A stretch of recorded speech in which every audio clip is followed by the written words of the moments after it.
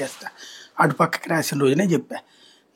అదేదో పేపర్లో ఇట్లాగే రాసుకుంటారు, అది రాసుకుంటే పోయి ఉండేది. రోజు కూర్చుని ఏదో ఆఫ్రికా లేకపోతే అంటార్కిటికా లేకపోతే రష్యాలోని అమెరికాలో కూడా వీళ్ళే లిక్కర్ డాన్స్ గా చేస్తున్నారని చెప్పుకుంటే సరిపోయింది.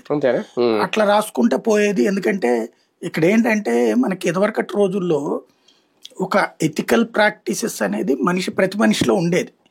ఆ ఎథికల్ ప్రాక్టీసెస్లో ఎదురువాడు తప్పు చేస్తున్నప్పుడు ఏంట్రా నువ్వు అట్లా మాట్లాడతావు, తప్పు కదరా అని మాట్లాడేవాళ్ళు పబ్లిక్. అది మన తాత ముత్తాతల దగ్గర నుంచి నడిచింది, మన నాన్నల దాకా నడిచింది. మన తరానికి వచ్చేటప్పటికి ఒక దరిద్రపు భవిష్యత్తు ఎట్లా తయారైపోతుంది అంటే మనం ప్రాక్టికల్గా చూస్తున్నాం, భవిష్యత్తు ఇంకా దరిద్రంగా తయారవుతుందేమో.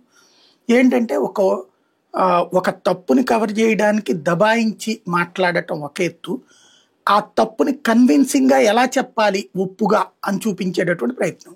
ఫర్ ఎగ్జాంపుల్ ఒక లెక్కరు లేకపోతే సిగరెట్లు సినిమాల్లో ఇదివరకటి రోజుల్లో హీరోలు మందు దాగి నాశనం అయిపోతే చివరికి హీరోయిన్ గారిని చూసిన తర్వాత లేదా హీరోయిన్ ఏ రేప్ చేసినో ఏ మర్డర్ చేసినో హీరోయిన్కి ఏదో అన్యాయం జరిగితే ఆ హీరోయిన్ నిలదీస్తే అప్పుడు వీడిలో పశ్చాత్తాపం ప్రారంభమైతే చుట్టుపక్కల కూడా చేదరించుకున్నాక పశ్చాత్తాపం ప్రారంభమైతే అప్పుడు వీడిలో మార్పు వచ్చి మద్యం నుంచి దూరం అయ్యి మారతాడు. అది పాత హీరోలు.